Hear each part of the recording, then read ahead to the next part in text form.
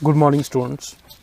आज हम बात करेंगे मेथड्स ऑफ टीचिंग की मैथमेटिक्स के अंदर। तो इसके अंदर इस वीडियो के अंदर हम दो मेथड्स करेंगे, इंडक्टिव डिडक्टिव मेथड और दूसरा है एनालिटिक एंड सिंथेटिक मेथड। तो इन जो इंडक्टिव डिडक्टिव और एनालिटिक सिंथेटिक को हम एक दूसरे के कॉम्प्लीमेंट्री भी मानते हैं। इंडक्टिव को डिडक्टिव के कॉम्प्लीमेंट्री और डिडक्टिव को इंडक्टिव का कॉम्प्लीमेंट्री। तो ये साथ साथ चलते हैं, एक दूसरे के पूरक माने जाते हैं। तो स्टार्ट करते हैं। सबसे पहले बात करते हैं हम इंडक्टिव मेथड की।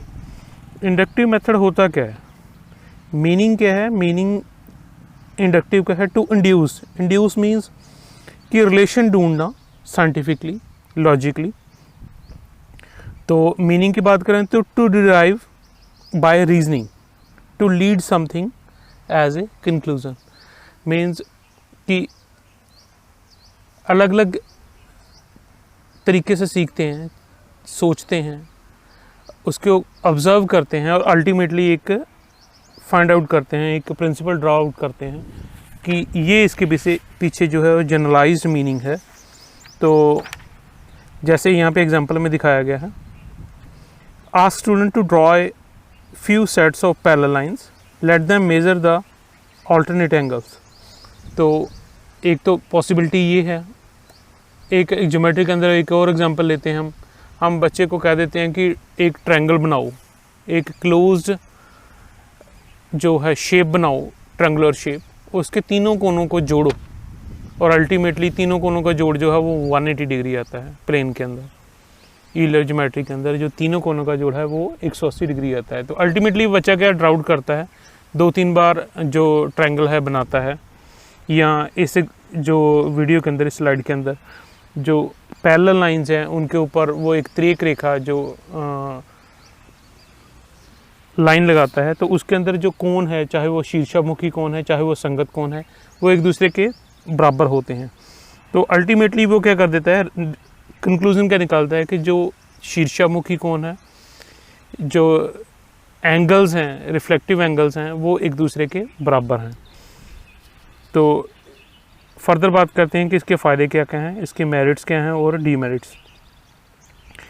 जो स्टूडेंट है, पहले हम मेरिट की बात करते हैं। By making use of this method following method merits get advantage to the student as well to the teacher. जो साइंटिफिक मेथड है, ये साइंटिफिक मेथड होने के कारण बच्चा जो है इसको ईजीली सीखता है और इससे साइंटिफिक आउटलुक या साइंटिफिक एटीट्यूड जो है वो बच्चे के अंदर विकास होता है, विकसित होता है। मीन्स साइंटिफिक एटीट्यूड का मतलब क्या है कि बच्चा सिस्टमेटिकली सीखता है, ऑर्गेनाइज तरीके से सीखता है और अल्टीमेटली वो ड्रा आउट करता है, कोई कंक्लूजन निकालता है, कोई प्रिंसिपल जनरलाइज टर्म में कोई स्टेटमेंट निकालता है जिसको हम प्रिंसिपल बोल देते हैं। This method helps to develop scientific attitude among the students. इसकी हमने बात करी अभी। With the help of this method, teacher can develop qualities of critical thinking, habit of keen observation among students properly and accurately। तो बच्चे के अंदर जो इस प्रकार की जो मनोवृत्तियाँ हैं, क्रिटिकल थिंकिंग, आलोचनात्मक जो सोच है, ठीक है, लॉजिकल थिंकिंग या प्रेक्षण का जो आदत है, जिसको हम यहाँ पे लिखा है हैबिट ऑफ कीन ऑब्जर्वेशंस। तो ये चीज़ें जो हैं बच्चों के अंदर विकास होता है इंडक्टिव मेथड से। ये मेथड जो है लॉजिक और साइकोलॉजिकल है, जिसके कारण इसको जो गणित के अंदर इसका प्रयोग किया जाता है, साइंस के अंदर इसका प्रयोग किया जाता है। इसके अंदर नेक्स्ट है, by this method student get various opportunity to play an active role in learning process. तो इस प्रकार की गतिविधि करने से या इस प्रकार का मेथड का प्रयोग करने से जो स्टूडेंट है वो अलग अलग जगह पे इस मेथड का प्रयोग जो है वो कर सकता है। डीमेरिट्स में या लिमिटेशंस के अंदर हम बात करें तो ये जो मेथड है ये थोड़ा सा टाइम कंज्यूमिंग है, इसलिए इसको हम लार्ज नंबर ऑफ़ स्टूडेंट्स के ऊपर या बड़ी क्लास है जिसके अंदर बहुत सारे स्टूडेंट्स हैं उसके ऊपर हम लागू नहीं कर पाते, क्योंकि जो कभी कभार स्टूडेंट है वो डिस्ट्रैक्ट हो जाते हैं और अल्टीमेटली सभी बच्चों को ऑब्ज़र्व करना या सभी बच्चों की ऑब्जर्वेशन को ऑब्ज़र्व करना वो थोड़ा सा टफ हो जाता है। सेकंड है, all the topics of science can not be dealt with the method properly. जो गणित है या साइंस है, इसके अंदर जो सारे जो मेथड्स हैं, सारी जो टॉपिक्स हैं, वो इस मेथड के द्वारा नहीं पढ़ाए जा सकते। और लास्ट जिसके अंदर हमने बात करी कि जो टाइम कंज्यूमिंग होने के कारण जो है टीचर के ऊपर बर्डन जो है ओवर बर्डन हो जाता है। नेक्स्ट बात आती है डिडक्टिव मेथड की। डिडक्टिव जो वर्ड है ये डिड्यूस से निकला हुआ है। डिड्यूस का मतलब है to show, holding a thing to be derived from, draw as a conclusion from something known as assume to be infer. Means जो चीज़ें हमें पहले से पता हैं। फॉर एग्जांपल यहाँ पे अब एप्लीकेशन की बात आएगी। बच्चे को पहले से पता है कि ट्रायंगल के तीनों कोनों का जोड़ 180 डिग्री होता है। अब वो इन मेथड्स का, इस प्रिंसिपल का प्रयोग जो है वो आने वाली जो प्रॉब्लम्स हैं मैथमेटिक्स के अंदर, उनके अंदर इसका प्रयोग वो करेगा।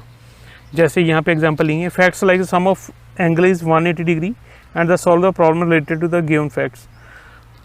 और इसका प्रयोग 180 डिग्री, तीनों एंगल का जो जोड़ है वो 180 डिग्री होता है। दो एंगल उसको पता होते हैं, तीसरा एंगल इसी प्रिंसिपल के तहत वो तीसरा एंगल का पता करता है। ठीक है। या जो समद्विबाहु त्रिभुज में क्या होता है कि दो जो एंगल्स हैं वो बराबर होते हैं, है ना।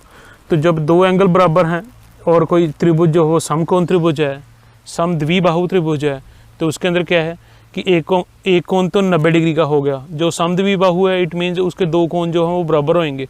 तो अल्टीमेटली जो 45 डिग्री के जो है उसके एंगल्स का जो है बच्चा कंक्लूजन निकाल लेता है। एक और एग्जांपल दी गई है कि जो एरिया ऑफ रेक्टेंगल है उसको हम फाइंड आउट कैसे करते हैं, लेंथ बाय ब्रेथ। तो बच्चे को ऑलरेडी पता होता है इस मेथड का कि लंबाई गुना चौड़ाई जो है वो एरिया होता है रेक्टेंगल का। तो इसका प्रयोग जो है वो अलग अलग जो सब टॉपिक्स हैं उसके अंदर, या रेक्टेंगल के साथ जो टॉपिक्स हैं, सब टॉपिक्स हैं, उनके ऊपर वो करता है। तो ये था डिडक्टिव मेथड। अब इसकी बात करते हैं इसकी मेरिट्स और लिमिटेशंस की। तो जो सबसे पहले मेरिट है इसकी कि ये टाइम सेविंग है, क्योंकि बच्चे को ऑलरेडी पता है कि उसने रिजल्ट नहीं निकालना, उसको पहले से पता है कि 180 डिग्री होता है ट्रायंगल के तीनों कोनों का जोड़। तो वो इसलिए इसको हम टाइम सेविंग कह देते हैं। तो it encourages memory as a student have to memorise a considerable number of formulas. तो ये मेमोरी बेस्ड है, बच्चे की मेमोरी अच्छी है तो बच्चा रिजल्ट ईजिली निकाल लेता है। इसकी एडवांटेज ये भी है कि ये इसको प्रैक्टिस एंड रिवीजन स्टेज पे लाया जा सकता है, इसका कंजम्पशन की जा सकती है, इसको यूटिलाइज किया जा सकता है। It helps the speed and efficiency in the problem solving, कि इससे जो हमने टाइम सेविंग की बात करी थी कि वैसे ही है कि इसके अंदर जो है ऑलरेडी बच्चा जो है स्पीड और एफिशिएंटली काम करता है, बिकॉज कि बच्चे को ऑलरेडी कंफर्म है कि जो रेक्टेंगल है उसका फार्मूला क्या है, उसके एरिया निकालने का फार्मूला क्या है, लंबाई गुना चौड़ाई, वो उसी को यूटिलाइज करता है। नेक्स्ट बात आती है इसकी डीमेरिट्स की या लिमिटेशंस की। तो ये थोड़ा सा स्टार्टिंग लेवल पे टफ है, क्योंकि बच्चे की सारा कुछ ही मेमोरी के ऊपर डिपेंड है। बच्चे को मान लो फार्मूला उसको याद नहीं रहा तो उसकी सारी लर्निंग जो है वो डेट विल बी रूइंड, ख़त्म हो जाएगी, उसको लर्निंग हो नहीं पाएगी और अल्टीमेटली जो वो पढ़ना चाहता है वो उसका रिजल्ट जो है ड्राउट नहीं कर पाएगा। नेक्स्ट सेकंड है कि जो blind memory means rote learning के ऊपर बेस्ड है। तो इसके ऊपर जो है मोर इम्पोर्टेंस किस चीज़ की है, इंटेलिजेंस की है। और एजुकेशनली जो अनसाउंड बच्चे हैं, जो एजुकेशनली बैकवर्ड बच्चे हैं, उनके लिए ज़्यादा हेल्पफुल नहीं हो पाता। तो दूसरे शब्द हम बात करें कि ब्लाइंड क्रैमिंग है, रट्टेबाजी है। रट्टेबाजी में कोई चीज़ बीच में भूल गई तो उसके नेक्स्ट आने वाले स्टेप भी जो है उसको उसके लिए एक हर्डल क्रिएट करते हैं। तो ये तो था डिडक्टिव मेथड। नेक्स्ट बात करते हैं, दोनों में डिफरेंस आता है एग्ज़ाम के अंदर कि what is the difference between inductive and deductive method. तो हम यहाँ पे डिडक्टिव और इंडक्टिव का जो है कंपैरिजन करेंगे। फर्स्ट पॉइंट है डिडक्टिव के अंदर, it does not give any new knowledge. बच्चे को पहले से ही फार्मूला पता होता है, लंबाई गुना चौड़ाई, एरिया का फार्मूला रेक्टेंगल का, तो वो उसको यूटिलाइज़ करता है, तो न्यू नॉलेज उसको गेन नहीं होती। जबकि इंडक्टिव मेथड के अंदर क्या होता है, वो खुद ड्रॉ आउट करता है, तो वो कोई नए मेथड निकालने की या नई नॉलेज गेन करने की संभावना जो है वो ज़्यादा हो जाती है। डिडक्टिव का second point, it is the method of verification, क्योंकि बच्चे को ऑलरेडी पता है ट्रायंगल के तीनों कोना का जोड़ 180 डिग्री है, या एरिया का जो रेक्टेंगल का एरिया है लंबाई गुना चौड़ाई है, तो इट इज उसने जस्ट जो फार्मूला है वो अप्लाई करना है, तो इस चीज़ को हम कह देते हैं मेथड ऑफ वेरिफिकेशन। जबकि इंडक्टिव में क्या होता है, it is a method of discovery, बच्चा खोजता है, खुद निकालता है फार्मूला, खुद फार्मूला डेवलप करता है। It is a method of instruction, कि ये अनुदेशन का एक तरीका है, इसमें बच्चे को ऑलरेडी पता है और वो उस मेथड को जो है उसमें प्रयोग में लाता है। नेक्स्ट है inductive method, is a method of teaching, इसमें जो टीचर है उसके वो एम्फसाइज करता है, बच्चे को खुद रिजल्ट ड्रॉ आउट करने के लिए कहता है, तो ultimately it is the method of teaching. Fourth point है child gets ready made information and make use of it, तो स्टूडेंट को पहले से नॉलेज होती है, जो रेडीमेड इंफॉर्मेशन होती है उसके पास, तो स्टूडेंट ने सिर्फ इसको यूज़ करना होता है। जबकि इंडक्टिव के अंदर क्या होता है कि वो जो स्टूडेंट है खुद अपने हाथों से फर्स्ट हैंड इंफॉर्मेशन, जिसको बोल देते हैं कि प्रत्यक्ष रूप से वो रिजल्ट निकालता है, फार्मूला डेवलप करता है, तो इसको हम फर्स्ट हैंड नॉलेज भी कह देते हैं, जिससे जो कि उसने अपनी एक्चुअल ऑब्जर्वेशन से प्राप्त करी है। डिडक्टिव के अंदर फिफ्थ पॉइंट है, it is a quick process, क्योंकि बच्चे को फार्मूला ऑलरेडी पता है, इसलिए इसको हम कह देते हैं कि ये थोड़ा सा क्विक है, जल्दी है, इजीली निकल जाता है इसका रिजल्ट जो है। और दूसरी साइड में क्या है, it is a slow process, बच्चे को कभी कभार जो है रिजल्ट निकालने में परेशानी होती है, या जो कंसिडरेबल रिजल्ट्स हैं वो निकाल नहीं पाता है। It encourage dependency on other sources, जो दूसरे सोर्सेज हैं, जैसे हमने बात करी कि जो पहले बच्चे को पता होगा फार्मूला का, तो जो फार्मूलाज हैं या जो रिसोर्सेज हैं, संसाधन हैं, बुक्स हैं, उसके ऊपर उसको डिपेंडेंसी रहेगी। मीन्स बच्चे को पहले वो फार्मूला याद करना पड़ेगा और अल्टीमेटली उस फार्मूला को वो टीचिंग के अंदर, लर्निंग के अंदर उसका यूज़ करेगा। जबकि दूसरी इंडक्टिव के अंदर 6.8 trains the mind and gives self confidence, तो बच्चा खुद निकालता है, उसका आत्मविश्वास बढ़ता है, और उसकी ये मनोवैज्ञानिक विधि होने के कारण जो है बच्चे को इस प्रकार के हर्डल जो है अलग से एक्सटर्नल मोटिवेशन की ज़रूरत नहीं पड़ती है, एक्सटर्नल एनकरेजमेंट की ज़रूरत नहीं पड़ती है। सेवंथ पॉइंट है deductive, it is a less scope of activity in it, इसके अंदर जो एक्टिविटी है, जो क्रिया है, वो उसके चांसेस कम हैं। जबकि जो इंडक्टिव मेथड है ये सारा बेस्ड ही एक्टिविटी बेस्ड है, जिसको हम बोल देते हैं कि गतिविधि के ऊपर आधारित है। नेक्स्ट है deductive method, 8th point, it is a downward process of thought leads to useful results.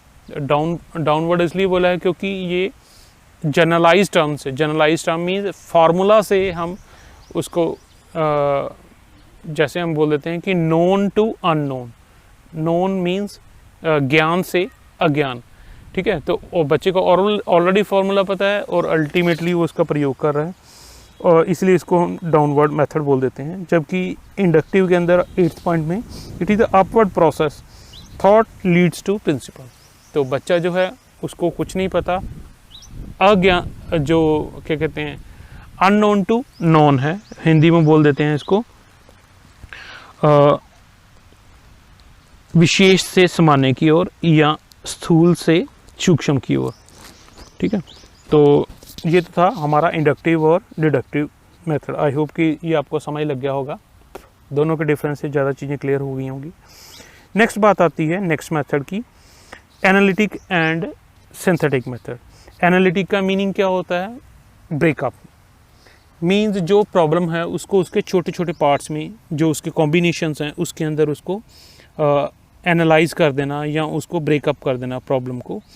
जैसे हमने एग्जांपल ली हुई है यहाँ पे, if a over b is equal to c over d, prove that a c minus 2b square divided by b is equal to c square minus 2BD over D। तो इसको करता क्या है स्टूडेंट, क्रॉस मल्टीप्लाई करके जो है वो result निकालता है। क्रॉस मल्टीप्लाई उसको नहीं पता है तो वो क्या करता है, एक साइड में से प्रॉब्लम सॉल्व करनी शुरू कर देता है अपने आप ही। वो बी वाली टर्म्स एक साइड ले जाता है, दूसरी टर्म्स एक साइड ले जाता है, जो कॉमन है वो कटती हैं उनको काटता है, अल्टीमेटली वो रिजल्ट निकालता है। तो आंसर क्या निकालता है, A over B is equal to C over D। तो इस टाइप की जो प्रॉब्लम है इसको हम जो है एनालिटिक मेथड कह देते हैं, एनालिटिक का तरीका कह देते हैं। एक और एग्जांपल लेंगे, जैसे सिद्ध करो कि समांतर चतुर्भुज के विकर्ण एक दूसरे को समद्विभाजित करते हैं। तो जो पैरेललोग्राम है उसके जो डायगोनल्स हैं वो एक दूसरे को बाइसेक्ट करते हैं, एक दूसरे को बराबर भागों में बांटते हैं। इसको हमने करना क्या है कि एक हम समांतर चतुर्भुज बनाएंगे, उसके जो विकर्ण हैं उनको काटेंगे और अल्टीमेटली बच्चा ड्राउट क्या करता है कि उसके जो डायगोनल्स हैं वो बाइसेक्ट करते हैं, एक दूसरे को बराबर भागों में बांटते हैं। वो किस प्रकार से प्रूव करते हैं, वो कॉन्ग्रुएंसी प्रूव करके, मीन मान लो A और D की B और C के साथ कॉन्ग्रुएंसी प्रूव करके जो है AO is equal to OC and BO is equal to OD का प्रयोग करके वो जो है रिजल्ट निकाल देता है। तो ये इस प्रकार से जो एनालिटिक मेथड है उसका प्रयोग करते हुए वो सिंथेटिक मेथड जो है उसका प्रयोग करता है। तो इसकी हम नेक्स्ट बात करते हैं इसकी मेरिट्स की। ये लॉजिकल मेथड है क्योंकि स्टूडेंट जो है खुद एनालाइज करता है, खुद उसको छोटे छोटे पार्ट्स में डिवाइड करता है, इसको हम लॉजिकल मेथड बोल देते हैं। तो बच्चे के माइंड में कोई भी डाउट या संशय नहीं रह जाता, इसीलिए बच्चा जो है इजीली वो चीज़ को सीख लेता है। सेकंड है, it helps student in understanding and strengthen the urge to discover facts. जो विद्यार्थी की जो सोच है, डिस्कवरी, खोज जो प्रवृत्ति है उसका विकास होता है। Each step has its reason and justification, so no fixed step is required. विद्यार्थी जो भी सीखता है उसके पीछे कोई ना कोई रीज़न होता है, कोई ना कोई लॉजिक होता है, तो बच्चा खुद ही उसके पीछे लॉजिक ढूंढता है और अल्टीमेटली वो उस लॉजिक को अप्लाई करता है। अब इसके ड्रॉबैक्स हैं, लिमिटेशंस क्या हैं। लेंथी मेथड है क्योंकि ये छोटे बच्चे को कंक्लूजन निकालने में थोड़ा टाइम लग जाता है या एनालिसिस करने में उसको थोड़ा टाइम लग जाता है। It is difficult to acquire efficiency and speed. कभी कभार जो है स्पीड और जो एफिशिएंसी है दोनों प्रभावित होती हैं। It may not be applicable to all topics equally well, कि ये हर एक टॉपिक को एनालिटिक मेथड से हम नहीं पढ़ा सकते।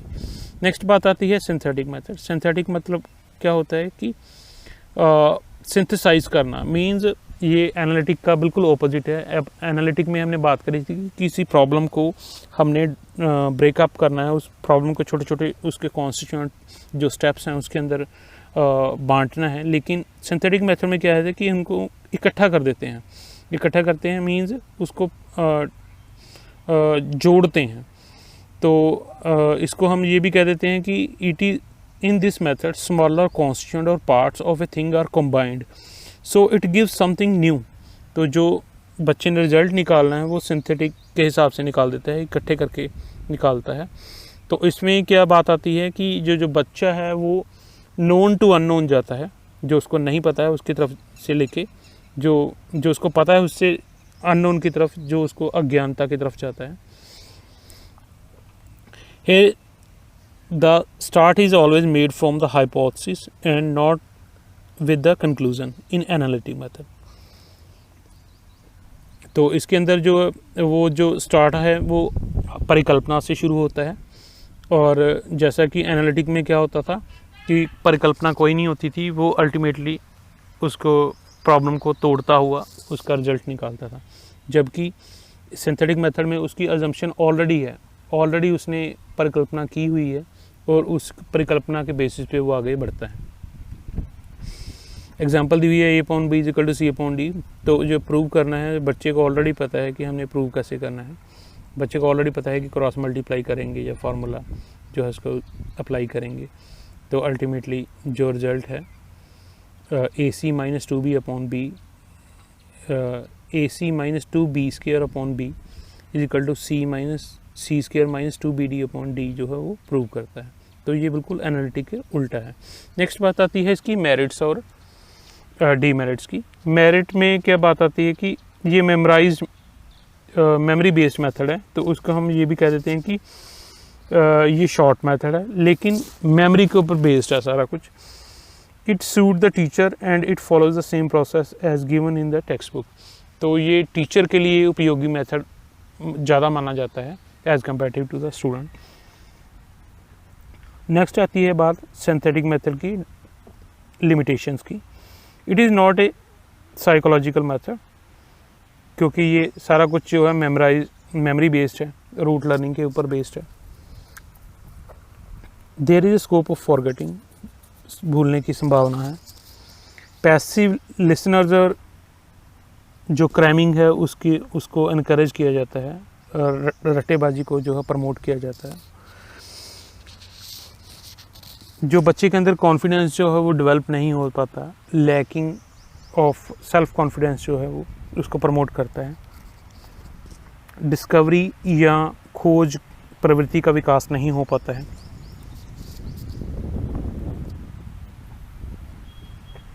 कभी कभार जो छोटी एज के बच्चे हैं, टेंडर एज स्टूडेंट हैं, उनके ऊपर एप्लीकेबल नहीं हो पाता, क्योंकि वो सारी चीज़ों को एग्जैक्टली याद नहीं कर पाते हैं। तो ये तो थी सिंथेटिक मेथड। अब हम बात करते हैं एनालिटिक और सिंथेटिक मेथड की कंपैरिजन की। तो एनालिटिक मेथड में क्या है, जैसे हमने बोला था कि ये एक दूसरे के बिल्कुल ऑपोजिट हैं।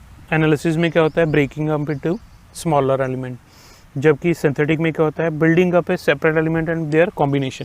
तो उसका जो स्मॉलर छोटे छोटे स्टेप्स हैं उनको कंबाइन करके जो है रिजल्ट कोई आइटम या थिंग या कोई प्रिंसिपल जो है उसका प्रयोग किया जाता है।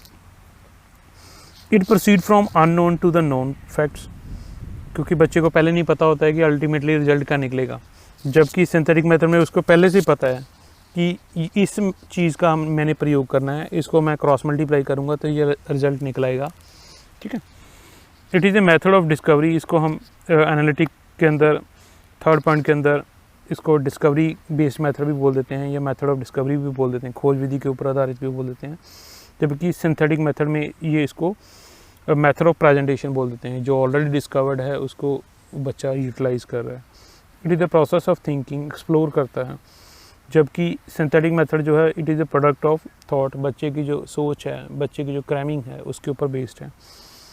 एनालिटिक मेथड जो है वो लेंथी है और लेबोरियस है, क्योंकि बच्चे ने खुद जो प्रॉब्लम है उसको छोटे छोटे उसके पार्ट्स में डिवाइड करना है और कोई रिज़ल्ट निकालना है, जो आंसर निकालना है।